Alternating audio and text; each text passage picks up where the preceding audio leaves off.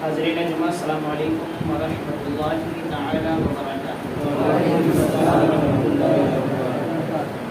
الحمد للہ وکفی وسلام علی عباده الذین اصطفی، اما بعد فاعوذ باللہ من الشیطان الرجیم، بسم اللہ الرحمن الرحیم، وابتغوا من فضل اللہ واذکروا اللہ کثیرا لعلکم تفلحون، صدق اللہ المولانا العظیم۔ وبلغنا رسوله النبي الأمين المختار الكريم، ونحن على ذلك لمن الشاهدين والشاكرين، والحمد لله رب العالمين۔ آئیے کچھ عرض و معروضات پیش کرنے سے قبل سب سے پہلے پیارے حبیب صلی اللہ علیہ وسلم کی مقدس بارگاہ میں درود شریف کا ہدیہ پیش کریں، بلند آواز سے پڑھیں، الصلاۃ والسلام علیک یا رسول اللہ، الصلاۃ والسلام علیک یا حبیب اللہ، الصلاۃ والسلام علیک یا نور اللہ، صلی اللہ تعالی علیہ وسلم۔ میرے پیارے آقا صلی اللہ تعالیٰ علیہ وسلم کے پیارے دیوانوں، اللہ رب العزت نے قرآن مقدس میں بے شمار مقامات پر اپنی نعمت کا تذکرہ کرتے ہوئے ہمیں اور آپ کو مخاطب فرمایا ہے۔ اللہ کی جو بھی نعمتیں ہیں اس نے ہمیں عطا کرنے کے بعد اس پر ہمیں تنبیہ فرمایا ہے کہ میری نعمت پانے کے بعد، میری نعمت ملنے کے بعد مجھے بھول نہ جانا، بلکہ میرا شکر ادا کرتے رہنا تاکہ میں اور زیادہ تمہیں دیتا رہوں۔ نعمت کے زیادہ ملنے میں سب سے چیز جو اہمیت کی حامل ہوتی ہے وہ شکر ہوتی ہے۔ جب اللہ کوئی نعمت انسان کو عطا کرتا ہے اور انسان اس نعمت کے ملنے پر شکر خدا کرتا ہے تو اللہ مزید اس کو عطا فرماتا ہے۔ اور وہ کون سی نعمت ہے؟ کیا ہر چیز جو ہم حاصل کر لیں وہ اللہ کی نعمت ہے؟ نہیں، اللہ رب العزت نے فرمایا وَابْتَغُوا مِن فَضْلِ اللَّهِ، اللہ کی نعمت، اللہ کا فضل تلاش کرو۔ اور وہ تلاش کیسے کرنا ہے؟ جائز راستے سے تلاش کرنا ہے۔ جو جائز راستے سے تلاش کرو گے اور پھر اللہ تمہاری محنت کے مطابق عطا کرے گا، وہ اللہ کی نعمت ہے۔ ناجائز راستے سے کوئی لاکھوں کروڑوں اربوں خربوں حاصل کر لے، وہ اللہ کی نعمت نہیں ہے، بلکہ اس پر شکر ادا کرو گے تو گناہ ملے گا۔ کیوں؟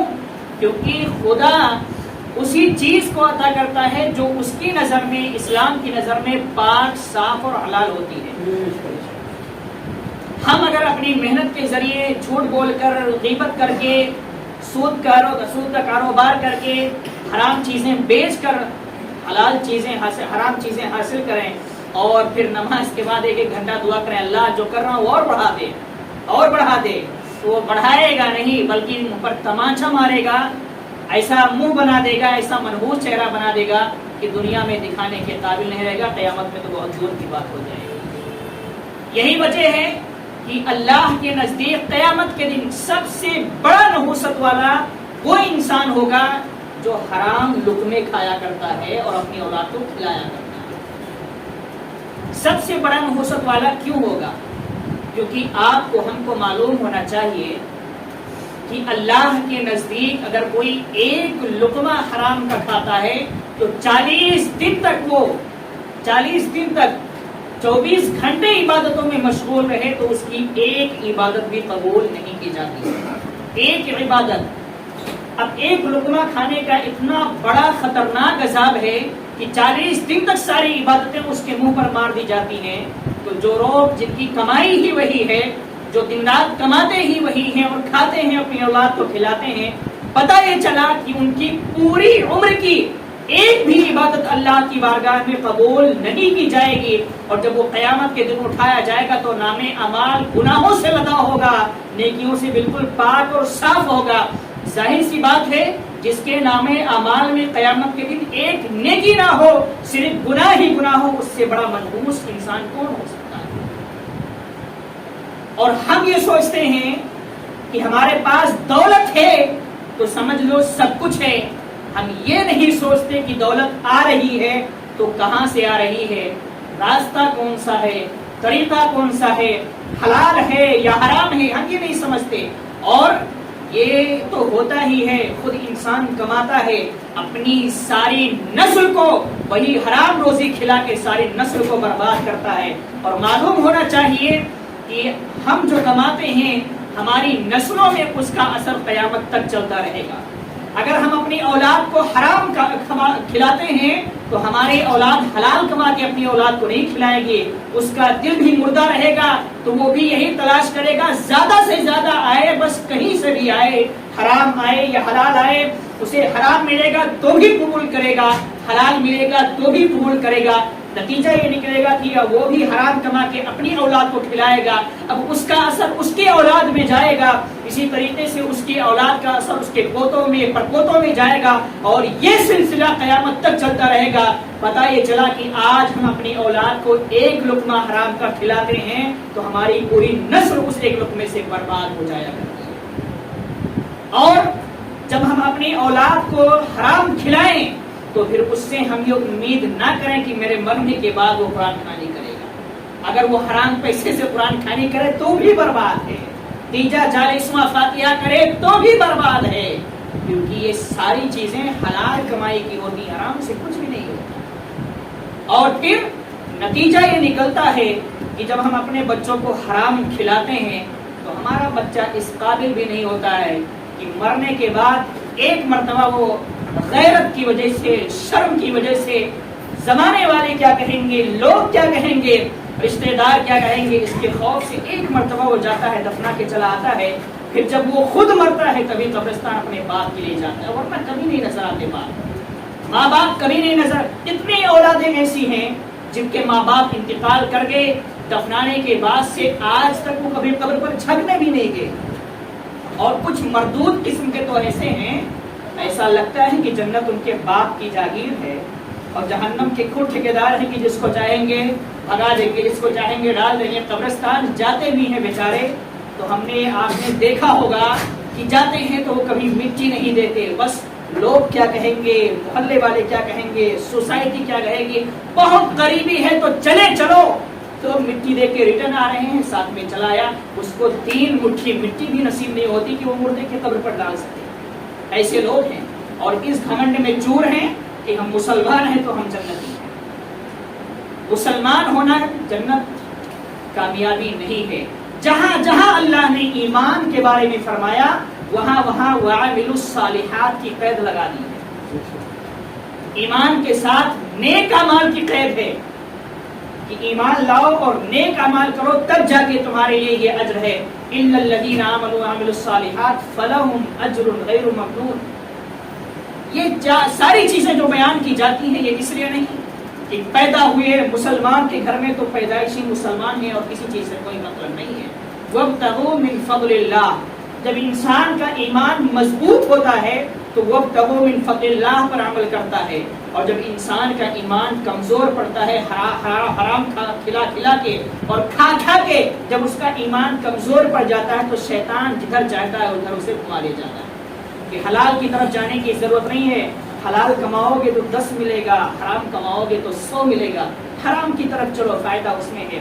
شیطان ہمیشہ ہمیں اور آپ کو دنیا کی لالچ دیتا ہے اور دنیاوی چیزوں کی طرف لے جاتا ہے، لیکن ایمان ہمیں ہمیشہ انہی چیزوں کی دعوت دیتا ہے جو اللہ اور اس کے رسول کے نزدیک حق ہو، حلال ہو، بھلے سے وہ تھوڑا ہو لیکن جنت کے لیے کافی ہو،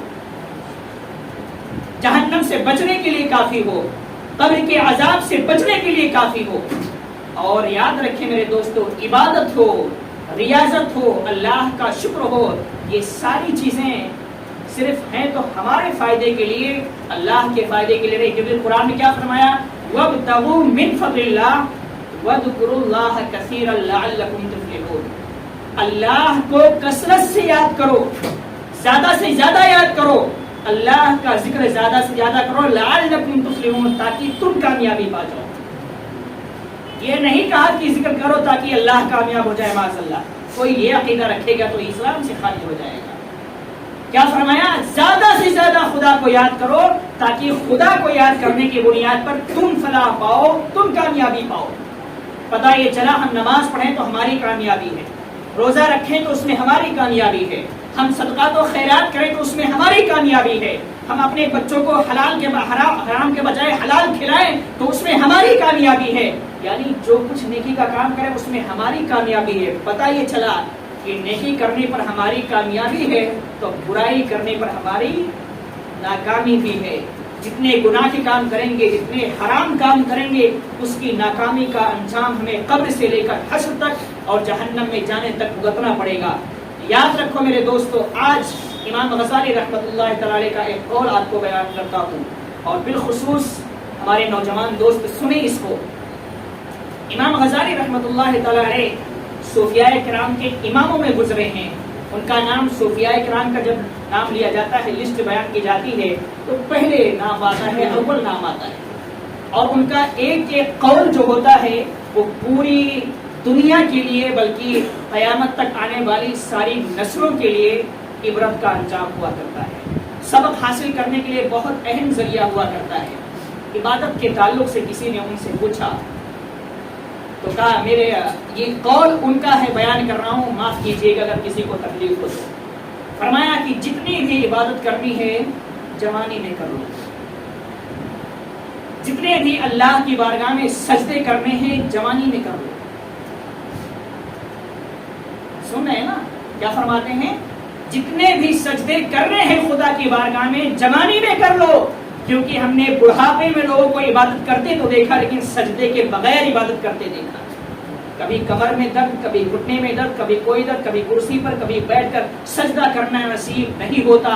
اور اللہ کو سب سے زیادہ جو عبادت پسند ہے وہ سجدے والی عبادت پسند ہے۔ اسی لیے کیا فرمایا؟ جوانی کو یوں ہی نہ جانے دو، جس قدر بھی ہو سکے، جتنا بھی ہو سکے سجدے جوانی میں کرو، کیونکہ بڑھاپا آنے کے بعد کمزوری آئے گی، درد ہوگا، تکلیفیں ہوگی، بیماریاں ہوں گی، زمین پر سجدے نہ کر سکو گے، اور جب تک زمین پر سجدے نہ کر سکو گے عبادت کا مزہ اور عبادت کا لطف نہیں مل پائے گا۔ یہ امام غزالی رحمۃ اللہ تعالی کا قول بہت ہی اہم ہے ہمارے لیے، بالخصوص نوجوان نسل کے لیے، کہ آج نوجوانی ہے تو شراب یاد آتا ہے، نوجوانی ہے تو دوستوں کی پارٹیاں یاد آتی ہیں، نوجوانی ہے، جوانی کا جوش ہے، جوانی کی طاقت ہے، تو رات میں جاگنا اور دن میں سونا نظر آتا ہے، یہ ساری چیزیں نظر آتی ہیں، لیکن افسوس اس وقت ہوگا جب جسم کے اعضاء کمزور پڑ جائیں گے، جسم کی ہڈیاں کمزور پڑ جائیں گی، تم چاہو گے کہ ہم اللہ کی عبادت کر سکیں لیکن کمزوری کی وجہ سے کر بھی نہیں سکو گے، یہ حالات پیدا ہوں گے۔ اس لیے امام غزالی فرماتے ہیں بڑھاپے کا انتظار مت کرنا، جتنی بھی سجدے کرنے ہیں جوانی میں کر لو، بڑھاپے کا انتظار ہی مت کرو، کیونکہ کمزوری آ جائے گی تو کمزوری کے حساب سے تمہارے لیے رخصتیں بھی ہو جاتی ہیں، تمہارے لیے چھٹکارا بھی ہو جائے گا۔ اور جس قدر بھی اللہ کو عبادت پسند ہے، ان ساری عبادتوں میں اگر کوئی عبادت پسند ہے تو وہ عبادت جس میں سجدہ کیا جاتا ہے، سجدے والی عبادت، سجدے میں جا کے اللہ کی بارگاہ میں گر گرانا، یہ سب سے زیادہ اللہ کو پسند ہے۔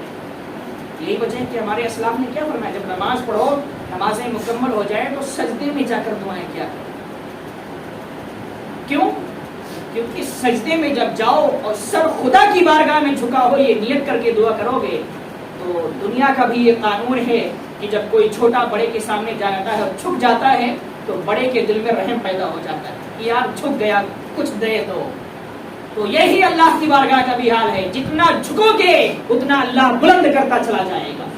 کوئی یہ نہ سوچے کہ ہم جھکیں گے تو چھوٹے ہو جائیں گے، جھکنے سے انسان چھوٹا نہیں ہوتا، آپ بھی جانتے ہیں، ہم بھی جانتے ہیں، اور علماء تو نہیں، عوام بھی اس کی مثال دیتی ہے، درختوں کی مثالیں دی جاتی ہیں کہ جس درخت پر پھل ہوتے ہیں وہی جھکا ہوا ہوتا ہے، جو پھل سے خالی ہوتا ہے وہ سینہ تان کے کھڑا رہتا ہے، اس پر کبھی کوئی ڈھیلا نہیں مارتا، ڈھیلا بھی وہی کھائے گا، مار بھی وہی درخت کھائے گا جس پر پھل لگے ہوتے ہیں۔ تو تکلیف اسی کو اٹھانا ہوتا ہے جس کے اندر کچھ ہوتا ہے، خالی چیزیں صرف بچتی ہیں، اور جب ہوا کا جھونکا آئے تو وہی پیڑ سب سے زیادہ ہلے گا جس پر پھل نہیں ہے، وہ اپنا سینہ تان کے ہلتا رہے گا، کیونکہ وہ یہ ظاہر کر رہا ہے کہ خالی ڈبہ جاتا بچتا ہے۔ تو جو اندر سے خالی ہوتا ہے وہ بچتا جاتا ہے، ٹوٹتا جاتا زیادہ ہے، لیکن جس کے اندر کچھ ہوتا ہے وہ انسان کبھی بھی پھیکم پھاکی نہیں کرتا. جیسے آج ہمارے سڑک چھاپ اردو میں بولا جاتا ہے، کیا پھینک رہا ہے، لپیٹ لو جتنا لپیٹنا ہے. تو یہ پھیکم پھاکی اسلام میں نہیں چلتا ہے. جس قدر بھی ہو سکے دل سے اللہ کی بارگاہ میں رجوع ہونا چاہیے. وَابْتَغُوا مِنْ فَضْلِ اللَّهِ وَاذْكُرُوا اللَّهَ كَثِيرًا لَعَلَّكُمْ تُفْلِحُونَ. اللہ کا فضل تلاش کرو. کیوں فرمایا پہلے فضل تلاش کرو، اس کے بعد فرمایا اللہ کا رزق کرو؟ وجہ کیا ہے؟ وجہ یہ ہے کہ فضل خدا کھاؤ گے پھر عبادت خدا کرو گے تب عبادتیں قبول کی جائیں گی، اور حرام روزی کھاؤ گے اللہ کا ذکر کرو گے تو کوئی مطلب نہیں ہے. اس لیے اللہ نے فرمایا پہلے میرا فضل میری نعمت تلاش کرو، اس کے بعد میری بارگاہ میں آنا، ورنہ آؤ میرا کوئی مطلب تم سے نہیں ہے، کوئی واسطہ نہیں ہے، کوئی رشتہ نہیں ہے. تم لاکھوں سجدے کر ڈالو، حرام لقمہ کھا کر آئے ہو نا، کچھ بھی نہیں ملنے والا. اور آج بڑے افسوس کے ساتھ کہنا پڑتا ہے کہ آج ہمارے مسلمانوں کی حالت یہ ہے کہ انہیں یہ پتہ ہی نہیں ہوتا کہ حرام کیا ہے حلال کیا ہے. کاروبار تو بڑے زور و شور میں چل رہا ہے، بڑے پیسے کما رہے ہیں، پیسوں کا اتنا گھمنڈ ہے کہ سینہ پھولا ہوا ہے. پڑوسی کو ہم کچھ نہیں سمجھتے ہیں، یہ حالات ہمارے ہیں. لیکن جب اس کی زندگی پر غور کیا جائے تو پتہ چلتا ہے اس کا ایک ایک روپیہ حرام کا ہے. اور سنو ایک بات، دولت دینا نہ دینا، امیر کرنا غریب کرنا، یہ کس کی شان ہے؟ ہماری. کہ ہم محنت کریں پیسہ زیادہ کمانے امیر ہو گئے تو یہ ہمارا کمال ہے؟ کوئی بیچارہ غریب ہے تو یہ اس کی کم نصیبی ہے؟ نہیں میرے دوستو. اگر تاریخ پڑھو گے نا تو اکثر اللہ والے بالکل فقیر گزرے ہیں. اکثر اللہ والے فقیر گزرے ہیں، اور مالدار لوگ دنیا میں ایسے مشغول ہو گئے ہیں کہ اللہ والے پھر بھی تو دین سے ہٹ گئے، اللہ کو بھول گئے. ایسے واقعات ہیں. امیر کرنا غریب کرنا، دولت دینا نہ دینا، یہ اللہ کی شان ہے. جب شان خدا کی ہے تو ہم کیوں یہ گھمنڈ کریں کہ دولت ہماری ہے؟ ہم کیوں یہ تکبر کریں کہ ہم امیر ہیں وہ ہمارے مقابلے میں نہیں ہے؟ نہ کوئی امیر کسی غریب کو دے کر گھمنڈ کرے، کیونکہ یہ چیز جو ہمارے پاس آتی ہے یہ خدا کی نعمت ہے. اور نعمت کے ملنے پر گھمنڈ نہیں ہوتا، نعمت کے ملنے پر شکر کیا جاتا ہے. اور ایک حدیث سن لو، شاید دل میں بات اتر جائے. اللہ کے رسول صلی اللہ علیہ وسلم فرماتے ہیں کہ جب اللہ کوئی نعمت عطا کرے اور اس نعمت کے ملنے پر بندہ ایک مرتبہ الحمدللہ کہتا ہے تو اللہ 100 حج کا ثواب عطا فرماتا ہے. کیا چاہیے؟ کیا چاہیے؟ آپ زبان ہلائے تو 100 حج کا ثواب. اور اگر اسی نعمت کے ملنے پر یہ گھمنڈ کر دے تو ساری عبادتیں برباد. اور خدا نے فرمایا الیس فی جہنم مثوی للمتکبرین، گھمنڈ کرنے والے کا ٹھکانہ تو جہنم ہی ہے. اگر نعمت کے ملنے پر شکر ادا کرنے کا ثواب اتنا زیادہ ہے تو گھمنڈ کرنے پر عذاب بھی اتنا ہی بڑا ہے.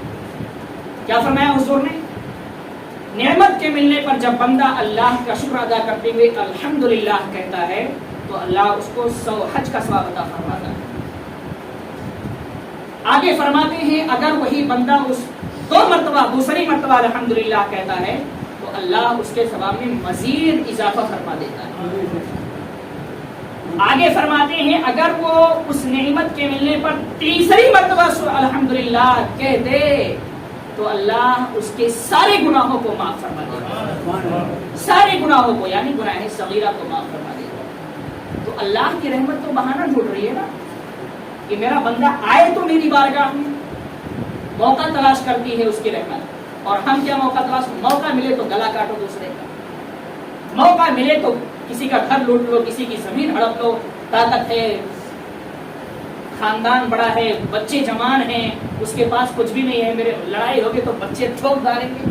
یہ سب ڈائلاگ چلتے ہیں لوگوں کے. یہ سب چیزیں، بچے ہیں تو کیا ہیں؟ اللہ کی نعمت ہے. میرے دوستو، یہ نوجوان بچے اگر اللہ نے ہمیں دی ہیں تو اس کی وہ نعمت کے طور پر ہیں. ہم نے کتنا شکریہ ادا کیا اس کا. شکریہ یہی ادا کر رہے کہ گھمنڈ ہو گیا کہ بچے جوان ہیں، مار پیٹ کا نمبر آئے گا تو ہم آگے نکل جائیں. سب سے پہلا شکریہ ہمیں ادا کرنا چاہیے تھا کہ بچہ پیدا ہوا تو اس کا عقیقہ کرتے.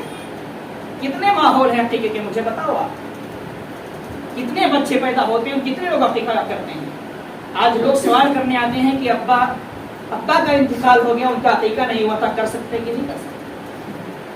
ایسے مردود اولادیں جس کے پاس ہوں گی وہ کیا کریں گے؟ بیچارہ 60-70 سال کی عمر پا کے دنیا سے چلا گیا تو عقیقہ یاد نہیں آیا، اور اب عقیقہ یاد آ رہا ہے قبر میں جانے کے بعد. اور آج کی اولادیں کرتی کیا ہے؟ جب تک باپ زندہ ہے، ماں زندہ ہے، اس کی جائیداد پہ نظر رہتی ہے، کب مرے کہ اپنے نام ہو جائے. اور جب باپ بیچارہ مر جاتا ہے، ماں انتقال کر جاتی، تب اس کو تیجا 40واں فاتحہ خرچہ کرو دبا کے، تاکہ لوگ کہیں کہ بیٹے نے کیا تیجا کیا. جب تک ماں باپ زندہ تھے ہم ان کی خدمت نہ کر سکے، تب اپنے بچے نظر آتے تھے، اپنی بیوی نظر آتی تھی، اپنے دوست نظر آتے تھے، اور وہ بیچارے دنیا سے چلے گئے تو محلے والوں کو دکھانے کے لیے، رشتہ داروں کے دکھانے کے لیے چھوٹا موٹا تیجا نہیں کریں گے. ہم ایسا تیجا کریں گے جتنے شادی میں بلاتے ہیں اس سے بھی زیادہ بلائیں گے. یہ حالات ہو چکے ہیں. جب یہ ساری برائیاں ہمارے اندر موجود ہوں تو ہم کون سی کامیابی پانے والے ہیں؟ کچھ نہیں ملنے والا ہم.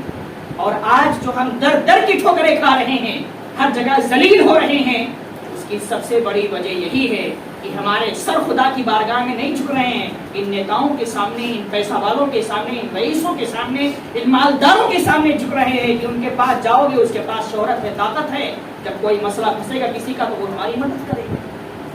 یہ دنیا دار انسان جس کی کوئی حیثیت نہیں ہے، ایک کوڑی کا انسان نہیں ہے، وہ تمہاری مدد کر سکتا ہے، تو خدا جس کی ساری کائنات پر بادشاہت ہے وہ کیوں نہیں کرے گا؟ رجوع تو کرو اس کی طرف، سر کو جھکاؤ، سجدے کرو اور نماز کے پابند بنو. سب سے اہم ذریعہ ہر برائی کو دور کرنے کا، ہر کامیابی پانے کا نماز ہے.